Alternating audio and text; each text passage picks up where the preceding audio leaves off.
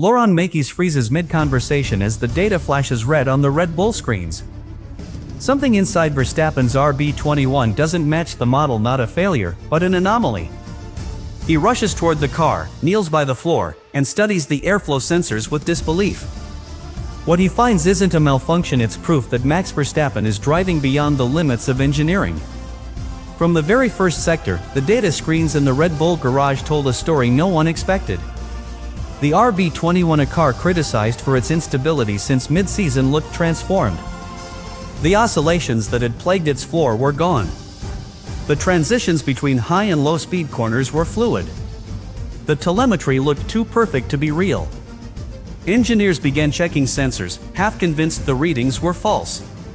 But the longer Verstappen stayed on track, the clearer it became. The car wasn't fixed by software or setup. It was fixed by him. His steering inputs were smoother, his throttle traces perfectly timed, his braking pressure sculpted like an artist chiseling marble. Every motion served a purpose, every correction preempted chaos. Laurent Mekies, watching from the command post, didn't need confirmation, he knew what he was seeing. Verstappen wasn't driving within the car's limits, he was redefining them. Inside the garage, the silence of concentration was broken only by the hum of servers and the faint clatter of tools. The data analysts began to notice something extraordinary in the RB21's aerostream. The airflow beneath the floor was staying stable through the high-speed SEs. That shouldn't have been possible, not with the car's known weaknesses. Yet Verstappen's lap traces showed a phenomenon aerodynamicists dream of: continuous downforce stability under dynamic load. No fluctuations, no losses. The airflow behaved as though the car had a new diffuser, but it didn't. Mekies looked over the shoulders of his engineers and smiled faintly. "That's not the car," he said quietly. "That's Max." By mid-session, the heat had reached unbearable levels. Drivers complained about tire overheating, brake fade, unpredictable grip. Verstappen didn't. His radio was calm, clinical, surgical. "Rear feels fine," he said.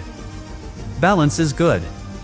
The RB21, so unpredictable under others, seemed almost sentient in his hands. He wasn't fighting it, he was conversing with it. Each lap was a dialogue: small corrections in the steering, a half-second lift on throttle, a brake modulation so gentle it barely registered on telemetry. He was driving at the edge of chaos and making it look effortless. Laurent Mekies had seen great drivers before, but this was different. This was control that transcended machinery. As the final minutes of FP1 ticked down, Verstappen crossed the line with a lap that stunned the paddock. Not just for its speed, but for how it was achieved. The RB21's data graphs, usually jagged with instability, were smooth arcs, perfectly synchronized. In aerodynamics, that kind of symmetry is almost mythical. The last time Red Bull engineers had seen something similar was during the peak of the RB19 era, when Verstappen and Adrian Newey's designs existed in perfect harmony. But this time, there was no perfect car. The RB21 was flawed, inconsistent, temperamental. Verstappen had simply found a way to make it believe it wasn't. It began as every great mystery in Formula One begins, not with noise, but with silence. When Verstappen returned to the garage after his FP1 run, there was no shouting, no applause, just a quiet intensity as the engineers stared at the telemetry screens. The RB21's numbers didn't make sense. The car that had struggled all season with rear instability was now reading like a textbook case of aerodynamic balance. Downforce levels were steady, drag coefficients minimal, tire degradation almost non-existent. The engineers exchanged looks. Same floor. Same suspension. Same software. Nothing had changed overnight. Yet the car was behaving as though it had evolved. Laurent Mekies leaned over the console, eyes fixed on the flow simulation data. "It's not the car," he murmured. "It's him." For months, the RB21 had been Red Bull's most paradoxical creation. Brilliant in concept, temperamental in execution. The aerodynamic design was so efficient that even the smallest disturbance, wind, heat, tire pressure, could break its balance. Under most drivers, it became unpredictable, snapping mid-corner without warning. But Verstappen never complained. He didn't ask for changes or comfort. He adapted. Every race weekend, he rebuilt his rhythm from scratch, recalibrating his reflexes until the car stopped fighting him. That was the quiet genius behind his dominance, not raw aggression, but total emotional neutrality. While others wrestled with instability, Verstappen treated it like a living thing he could reason with. FP1 in Austin was the moment that patience paid off. When the engineers overlaid Verstappen's telemetry onto Yuki Tsunoda's, the difference was immediate and jaw-dropping. Through turn 6, Verstappen's steering angle fluctuated less than 1 degree, while Tsunoda's varied by nearly 4. In aerodynamic terms, that's a seismic difference. It meant Verstappen was maintaining laminar airflow across the floor at speeds where turbulence should have torn it apart. His throttle modulation was equally precise. The data showed he was lifting and reapplying power with perfect timing, preventing load spikes that usually destabilize the RB21's rear end. The car wasn't smoother because of design. It was smoother because Verstappen had found a rhythm that aligned perfectly with its aerodynamic frequency. He wasn't correcting instability. He was preventing it from ever beginning. Laurent Mekies called for a complete breakdown of Verstappen's inputs. The engineers projected graphs onto the breathing room wall: brake pressure, throttle traces, steering torque, suspension travel. Together, they formed a pattern of perfect synchronization. As one analyst put it, he's creating a stability loop with his own body. Mekies understood immediately what that meant. Verstappen had managed to harmonize the car's mechanical and aerodynamic systems not through code or mechanics, but through instinct. His feel for the grip, the airflow, and the tiniest changes in balance was so acute that he was manually stabilizing a platform that had resisted every software fix Red Bull had thrown at it. It was the kind of discovery that changed how a team thinks, because it proved that the human element could still outperform computational perfection. For the engineers, it was humbling. Every simulation they had trusted for months suddenly looked incomplete. The car's theoretical model didn't account for Verstappen's feedback loop the way his control inputs smoothed airflow transitions and managed pitch sensitivity. Mekies, who had spent years at Ferrari studying the relationship between driver and machine, recognized the magnitude immediately. He's turning instability into energy, he told his team. Every movement he makes is feeding the car instead of fighting it.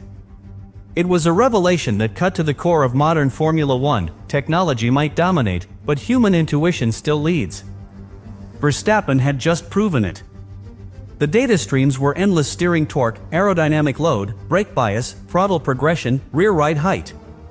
But what caught everyone's attention was the correlation curve between throttle application and floor pressure. Normally, those lines fight each other as the driver accelerates, the airflow under the floor destabilizes. But Verstappen's data showed the opposite. His throttle control was producing balance, not turbulence. The faster he went, the calmer the car became. "It's like he's massaging the airflow," said one aerodynamicist, eyes wide. They ran the simulation again. The numbers didn't change.